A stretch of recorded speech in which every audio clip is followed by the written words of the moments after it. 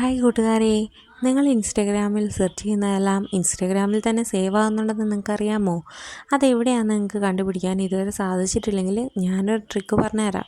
അപ്പോൾ എൻ്റെ വീഡിയോ ഇഷ്ടപ്പെടുകയാണെങ്കിൽ ലൈക്ക് ചെയ്യുക, ഷെയർ ചെയ്യുക, സബ്സ്ക്രൈബ് ചെയ്യുക. ഒപ്പം അടുത്തുള്ള ബെല്ലൈക്കൺ ക്ലിക്ക് ചെയ്ത് ഓളിന് നോട്ടിഫിക്കേഷൻ കൊടുക്കുക.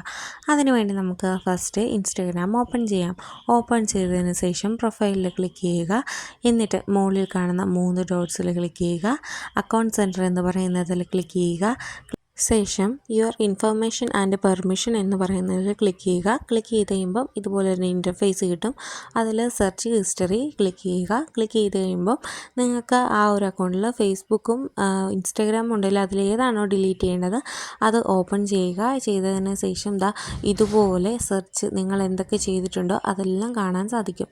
അപ്പോൾ ഇത് നമ്മളിങ്ങനെ സ്ക്രോൾ ചെയ്യുമ്പം എന്തോരം സെർച്ച് ചെയ്തിട്ടുണ്ടോ അതെല്ലാം കാണാൻ സാധിക്കും. അപ്പോൾ ഇത് നമുക്ക് ഡിലീറ്റ് ചെയ്യാൻ വേണ്ടി നമ്മൾ ബാക്ക് ചെയ്യുക.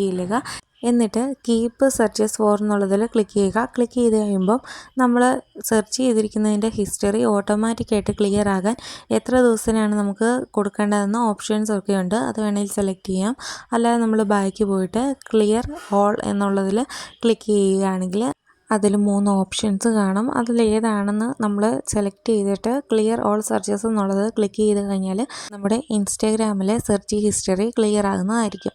അപ്പോൾ ഈ വീഡിയോ നിങ്ങൾക്ക് ഇഷ്ടപ്പെട്ടെന്ന് വിചാരിക്കുന്നു. അടുത്ത വീഡിയോ വരുന്നവരേക്കും ടാറ്റാ.